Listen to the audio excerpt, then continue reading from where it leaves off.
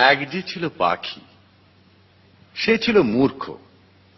সে গান গাহিত, শাস্ত্র পড়িত না, লাফাইত, উড়িত, জানিত না কায়দা কানুন কাকে বলে। রাজা বলিলেন, এমন পাখি তো কাজে লাগে না, অথচ বনের ফল খাইয়া রাজহাটে ফলের বাজারে লোকসান ঘটায়। মন্ত্রীকে ডাকিয়া বললেন, পাখিটাকে শিক্ষা দাও। রাজার ভাগিনাদের উপর ভার পড়িল পাখিটাকে শিক্ষা দিবার। পণ্ডিতেরা বসিয়া অনেক বিচার করিলেন। প্রশ্নটা এই, উক্ত জীবের অবিদ্যার কারণ কি? সিদ্ধান্ত হইল, সামান্য খড়কুটা দিয়া পাখি যে বাসা বাঁধে, সে বাসায় বিদ্যা বেশি ধরে না। তাই সকলের আগে দরকার ভালো করিয়া খাঁচা বানাইয়া দেওয়া। রাজপণ্ডিতেরা দক্ষিণা পাইয়া খুশি হইয়া বাসায় ফিরিলেন। শ্যাকরা বসিল সোনার খাঁচা বানাইতে। খাঁচাটা হইল এমন আশ্চর্য যে দেখিবার জন্য দেশ বিদেশের লোক ঝুঁকিয়া পড়িল।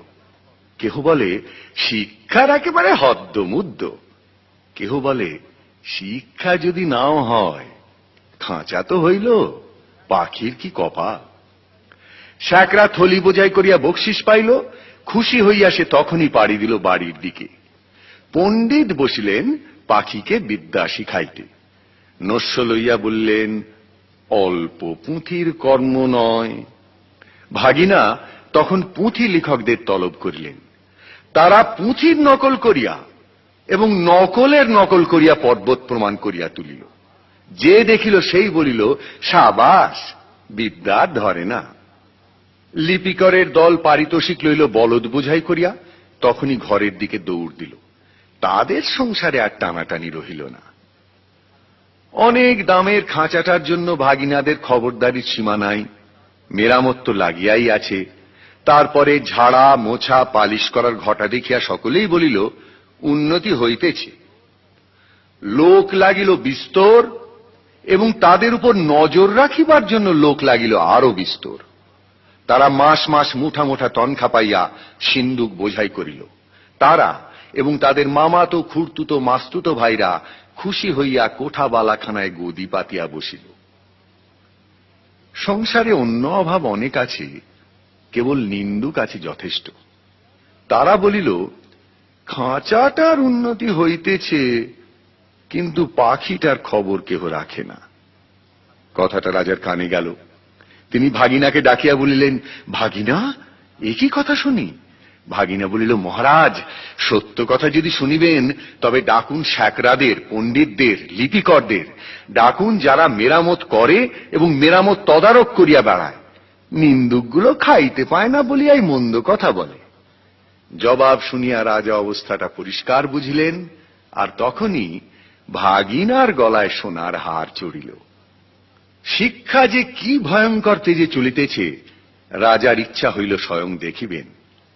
একদিন তাই পাত্র মিত্র অমাত্য লইয়া শিক্ষাশালায় তিনি স্বয়ং আসিয়া উপস্থিত। দেউড়ির কাছে অমনি বাজিল শাঁখ, ঘণ্টা, ঢাক, ঢোল, কাড়া, নাকাড়া, তুরি, ভেরি, দামামা, কাঁসি, বাঁশি, কাঁসর, খোল, করতাল, মৃদঙ্গ, জগঝম্প। পণ্ডিতেরা গলা ছাড়িয়া টিকি নাড়িয়া মন্ত্র পাঠে লাগিলেন। মিস্ত্রি, মজুর, শ্যাকরা, লিপিকর, তদারক নবিশ আর মামাতো, পিস্তুত, খুড়তুতো এবং মাস্তুতো ভাই জয়ধ্বনি তুলিল। ভাগিনা বলিল, মহারাজ, কাণ্ডটা দেখিতেছেন? মহারাজ বলিলেন, আশ্চর্য, শব্দ কম নয়। ভাগিনা বলিল, শুধু শব্দ নয়, পিছনে অর্থও কম নাই। রাজা খুশি হইয়া দেউড়ি পার হইয়া যেই হাতিতে উঠিবেন, এমন সময় নিন্দুক ছিল ঝোপের মধ্যে গা ঢাকা দিয়া।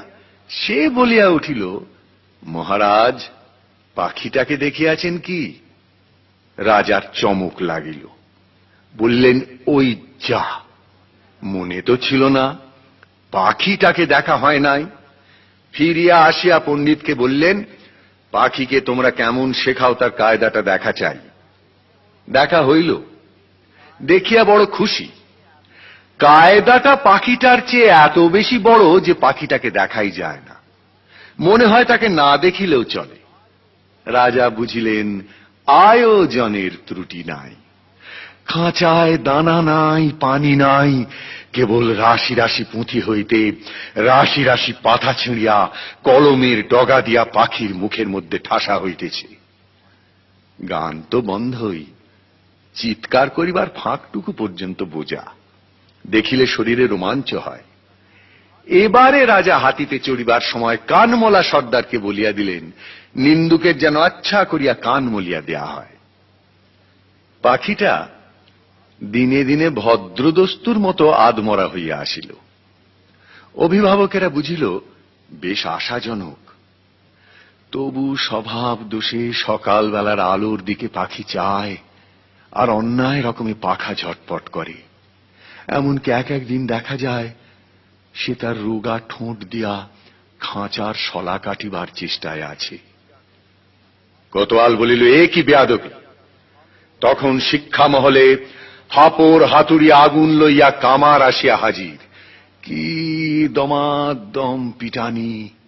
লোহার শিকল তৈরি হইল, পাখির ডানাও গেল কাটা। রাজার সম্বন্ধীরা মুখ হাঁড়ি করিয়া মাথা নাড়িয়া বলিল, এ রাজ্যে পাখিদের কেবল যে আক্কেল নাই তা নয়, কৃতজ্ঞতাও নাই। তখন পণ্ডিতেরা এক হাতে কলম এক হাতে সড়কি লইয়া এমনই কাণ্ড করিল যাকে বলে শিক্ষা। কামারের পশার বাড়িয়া কামার গিন্নির গায়ে সোনাদানা চড়িল, এবং কোতোয়ালের হুঁশিয়ারি দেখিয়া রাজা তাকে শিরোপা দিলেন। পাখিটা মরিল। কোন কালে যে কেউ তা ঠাহর করিতে পারে নাই। নিন্দুক লক্ষ্মী ছাড়া রটাইল, পাখি মরিয়াছে। ভাগিনাকে ডাকিয়া রাজা বলিলেন, ভাগিনা, এ কি কথা শুনি? ভাগিনা বলিল, মহারাজ, পাখিটার শিক্ষা পুরো হইয়াছে। রাজা শুধাইলেন, ও কি আর লাফায়? ভাগিনা বলিল, আরে রাম, আর কি ওড়ে? না। আর কি গান গায়? না। দানা না পাইলে আর কি চেঁচায়? না। রাজা বলিলেন, একবার পাখিটাকে আনো তো দেখি। পাখি আসিল, সঙ্গে কোতোয়াল আসিল, পাইক আসিল, ঘোড়সওয়ার আসিল। রাজা পাখিটাকে টিপিলেন। সে হাঁ করিল না, হু করিল না, কেবল তার পেটের মধ্যে পুঁথির শুকনো পাতা খসখস গজগজ করিতে লাগিল। বাহিরে নববসন্তের দক্ষিণ হাওয়ায় কিশলয়গুলি দীর্ঘ নিঃশ্বাসে মুকুলিত বনের আকাশ আকুল করিয়া দিল।